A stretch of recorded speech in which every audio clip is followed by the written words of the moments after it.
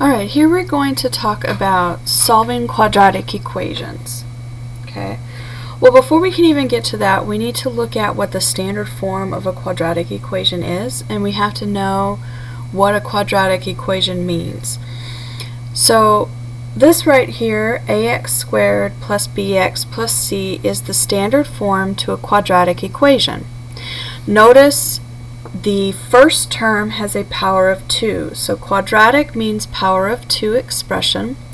It means your graph is going to look like a parabola. So if you're thinking about it, your parabola is a U shape. So it's either pointing up, so this one is positive, or it is pointing down, or opening down, I should say. So this side would be negative. Okay. Now, when we're solving quadratics, because of this power of 2, for the most part, we're going to get two solutions. Okay? So if you think about a quadratic, we're going to have two places, or in other words, two x values that will satisfy the equation and give you a response or an answer. So we've got a couple ways that we like to do that. The most popular way is actually called zero product principle. Essentially what this means is that you have to set your quadratic equal to 0 and then solve. Okay? Now, for a lot of your quadratic equations, it's very easy to solve by factoring. So I've got this example here to kind of kick us off. So you can see that my quadratic equation is x squared minus 2x minus 3, and I've set it equal to 0. Okay? So this means that I'm applying that zero product principle. And so I have to be able to solve this down to its parts. So what I want to do is I want to factor this quadratic into its pieces. So again, if you remember factoring, factoring is your first term goes into the first spot, and then this last term here is the combination where you look at factors of your last term that add to give you the middle term. So I need to have factors of -3 that when added together give me a -2.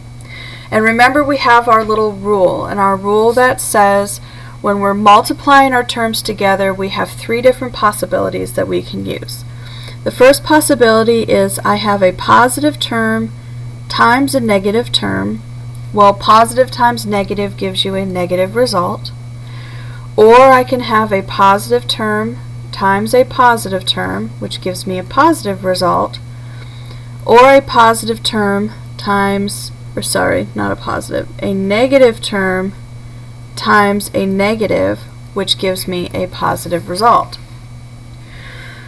So in order to figure out which of these options I have to be able to use, I need to look at the sign of my third term. Okay, so this part right here tells me which multiplication option is needed. Okay. So here I have a negative, which means I have to multiply to that negative. So if you look over here at my rules, I only have one option that is going to allow me to multiply to that negative, which is the first option here, which tells me that I have to have factors where one factor is positive and the other factor is negative to give me that negative result. So to figure out what factors I would have to use, I need to look at what my number is. So here, this is a -3. So I need factors of 3 that are going to give me -3.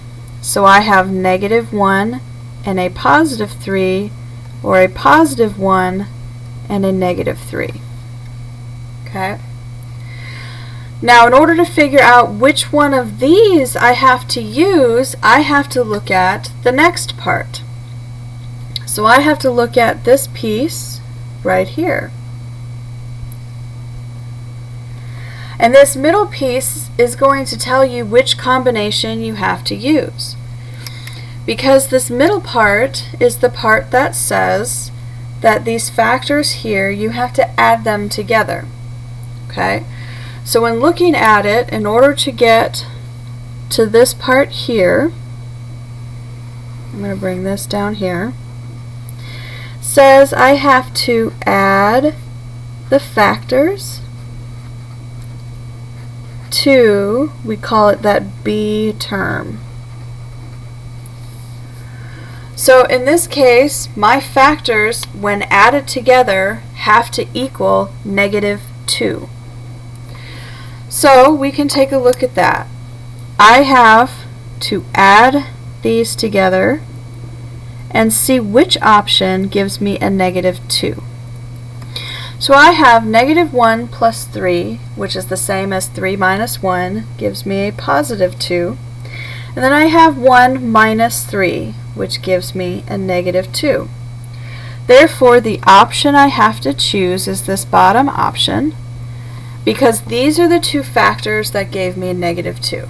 Okay, so that's how we end up with this factor piece right here, where we have x minus 3 and x plus 1. To solve says I need to take each of these individually and I need to set them equal to 0 and solve. So I have x minus 3 equals 0. If I add 3 to both sides, you can see that we get x equals 3. And then I have x minus 1 equals 0. So again, subtract 1 from both sides and you get that x equals 1. Notice I started with a quadratic and I ended with 2 solutions. Okay. Now, we're going to look at some examples that are going to deal specifically with using the factoring idea. Okay? Which means we're either going to be able to factor immediately into its parts, or we may have to use one of our other factoring methods that we looked at in order to factor these into their pieces so that we can apply that zero product principle. The zero product principle is applied kind of here at the end, where we are continually setting our factors and our parts equal to 0 and solving. Okay, so let's look at a few examples here. So first we have solve by factoring. So that is telling you how you have to solve the problem. To solve by factoring says you need to look at it. Now for this one, I have a coefficient on my a term of 1. That coefficient of 1 kind of tells me that I should be able to factor my problem directly into its parts without having to do any extra work. So let's set it up. I have my two pieces that I have to be able to factor into, and this whole thing is still going to be set equal to 0. Now I'm dealing with y. So y squared is going to break down into y times y. Now I need to look at my back term, and again remember its sign is important. So this sign right here tells us that you must use positive times negative, which will give you that negative result. So I need factors of 35 that when added together will give me a positive 2. So we can look at that negative 35 in terms of its factors. And what do we know? Well, we can list them all out if we need to, or you can just list the ones that you know that'll work. I would suggest in the beginning, while you're getting used to things, you list out all of their factors so that you don't accidentally miss one. Now remember, a factor is two numbers that will divide or multiply into that value correctly. So we have 1 and 35. We then have 5 and 7. Okay. So I need this number to be negative. So this means that I can have a positive 1 and a negative 35, or a negative 1 and a positive 35. And then the same holds true with 5 and 7. I can have a positive 5 and a negative 7, or a negative 5 and a positive 7. So I have to figure out which one works. Well, I need it to add to 2. Okay, so my goal here is that I have to add together to a positive 2. So in looking at these, automatically I know that my 1 and 35, this top one, is not going to work. So I've got 5 and 7. Well, I need a positive 2, which means the bigger factor must be positive. Okay, so my bigger factor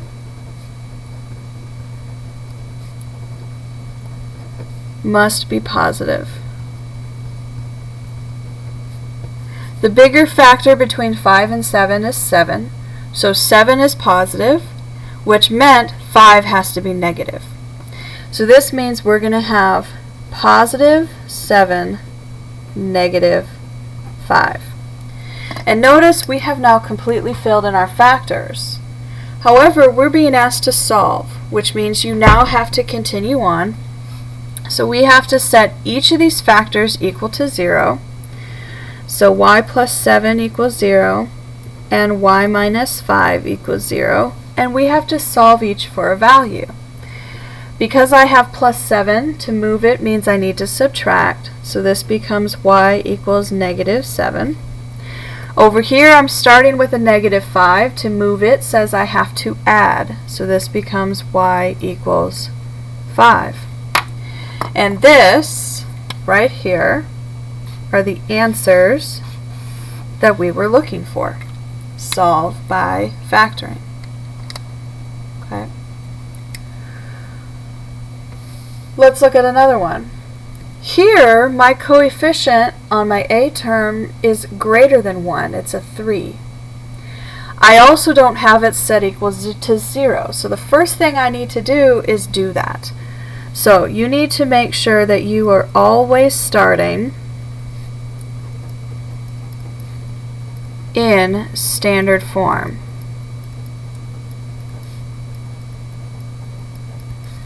That means you must always have all of your terms over on one side and it's set equal to 0 on the other. So this becomes 3x squared minus 17x plus 10 equals 0. Now we have our standard form and we have to go ahead and solve. So to solve says, because this is a 3, the biggest thing that I would do is use that AC bottoms up method. That says you're going to do a times c, so this is 3 times a 10. Both of these are positive. When you multiply that out, you get a positive 30. And then I need to have factors of 30 that are going to give me a negative 17. So I'm looking at my factors of 30, and I've got 1 and 30. I have 2 and 15, 3 and 10, and then I've got 5 and 6.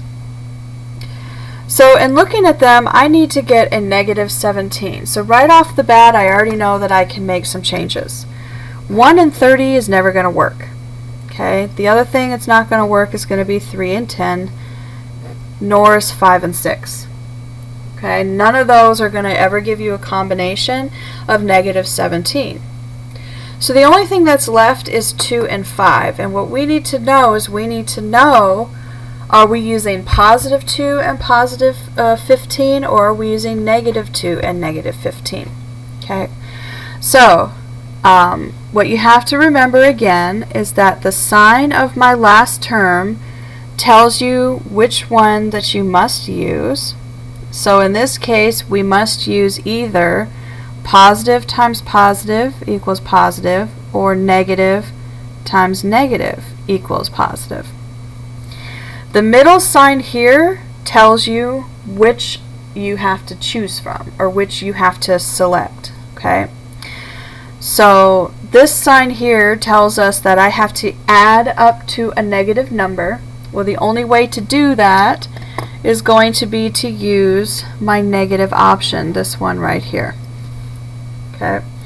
So that means this has to be a -2 and a -15. So now we need to set up that factor. So we're going to have x minus, and remember it's going to be your factor over your a term, times x minus that factor over your a term. We're going to reduce, so this becomes x minus my 2/3 times x minus 5. And the last thing we need to do is we need to take my term, so my bottom term here, and this has to go bottoms up. So it flips up to join that x coefficient, leaving me with the factors 3x minus 2 times x minus 5. Now remember, this was set equal to 0. So now we just simply need to solve. I've got my 3x minus 2 equals 0 and my x minus 5 equals 0. For my first term, I have to add 2 to both sides and divide by 3. So x equals 2/3. And over here, I just simply need to add 5. So x equals 5. And that gives us the result that we were looking for. These would be your answer or your solution. Okay? So let's look at one last one. So again, notice here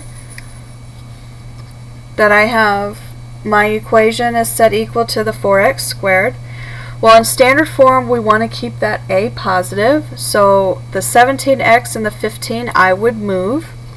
So this becomes 0 equals 4x squared minus 17x minus 15.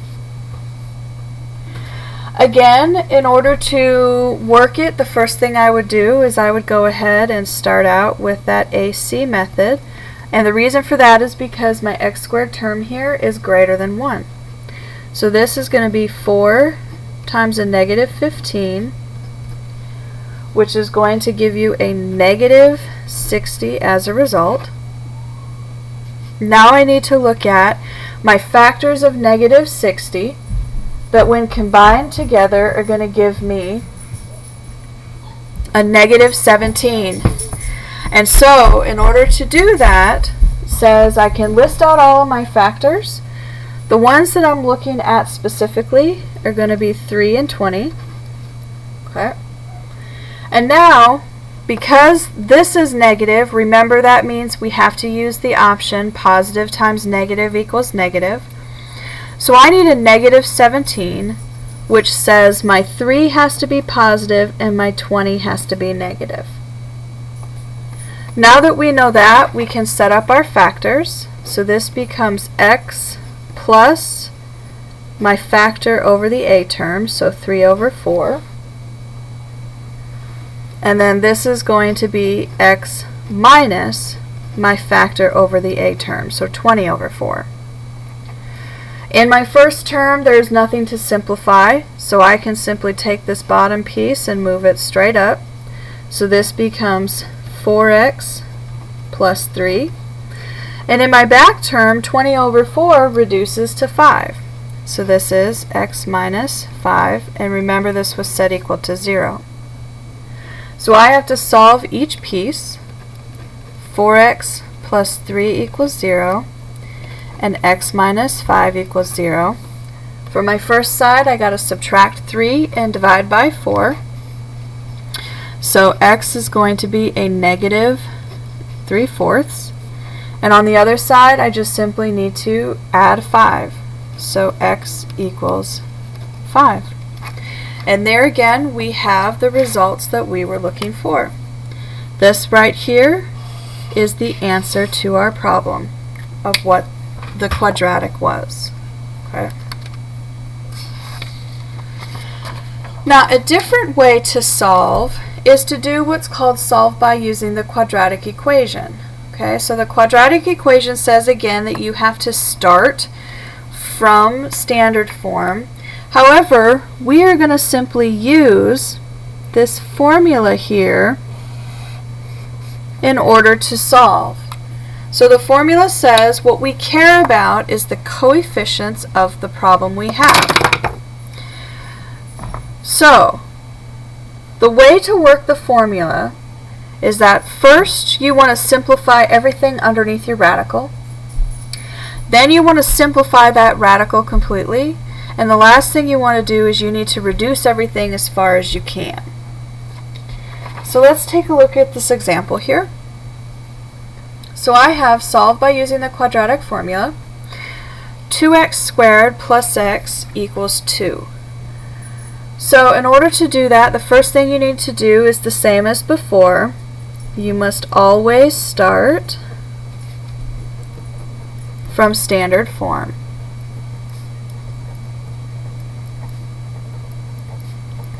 So standard form says ax squared plus bx plus c. In other words, it needs to be set equal to 0. So this is going to become 2x squared plus x minus 2 equals 0. Now the quadratic equation says all we care about are your coefficients. So the first thing that I would do is I would list them. My coefficients are talking about the numbers attached to your variables. And so here we have my x squared term has a 2, so a equals 2. My b term is a 1, so b is 1. And my c term is a negative 2, because c is your constant. Once you do that, now we need to plug it into the formula. So remember, the formula here is negative b plus or minus the square root of all that junk. That junk being b squared minus 4 times a times c. The whole thing is over 2a. So let's look at that. So we have that x is equal to negative b. So this becomes negative 1 plus or minus the square root of a whole bunch of stuff. That stuff starts with b squared. So this is 1 squared minus 4 times a, which was 2, times c, which is negative 2. And the whole entire thing is over 2 times a. So the first thing that we want to do is we want to work underneath this radical. Okay, we want to reduce this as far as we can. So if we look at just going underneath the radical, this stuff is going to be, well, 1 squared is 1 minus, and then I have a negative 4 times 2 times a negative 2. Well, negative times negative is plus. 2 times 2 is 4 times 4 is 16. Which 1 plus 16 is going to be a 17. So this inside stuff is going to reduce to 17. So I can rewrite my quadratic using the information I have. So this is going to be negative 1 plus or minus the square root of 17 all over 2 times 2 gives me 4. Now, I want to look at, does 17 actually reduce? Well, in this case, it doesn't. Therefore, there is nothing else to do, and thus, this is the answer we were looking for. Okay? So my answer here is as simple as negative 1 plus or minus the square root of 17 over 4. Now, in some instances, you're asked to separate it out. So here you would look at negative 1 plus the square root of 17 over 4. Most places ask you to input a comma, and then you would have negative 1 minus the square root of 17 all over 4. So depending on how you're asked to input your response, you've got the two different ways that you can do it. Okay. So let's try this one more time, or a couple more times. Again, if we look at it, I have to do a little bit of rearranging. Because I want my standard form to have an a that is greater than 0, I'm going to move my 3x squared over. So here I've got 0 is equal to my 3x squared minus that 5x plus 1. And now the only things I care about are my a, b, and c. So my a is 3, that's the coefficient on the x squared term. My b is negative 5, so don't forget to bring the sign along with you as you work. And remember that b is the coefficient to the x term. My c is 1 because c is for your constant. So again, let's set up our equation. X is equal to negative b. So this is negative of my negative 5 plus or minus the square root of all my stuff. So this is a negative 5 squared minus 4 times a times c. And the whole thing is over 2 times a. Again, you want to look at just this inside piece here. So we're going to go ahead and reduce that down and look at what it gives you. So we have negative 5 squared. Negative 5 squared is going to give you a positive 25. Then I have negative 4, positive 3, positive 1. So this is going to be minus. And I have 4 times 3, which is 12, times 1 is still 12.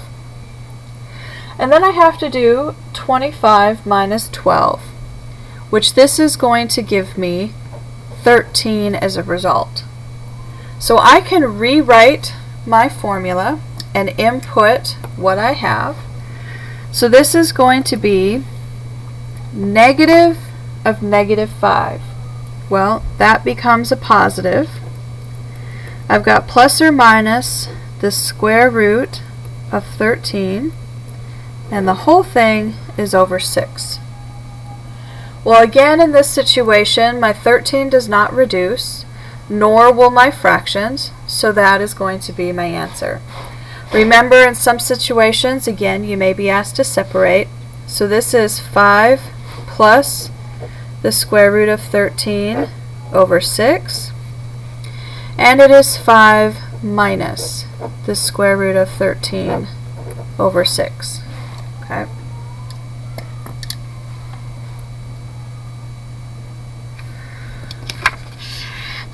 Alright, last,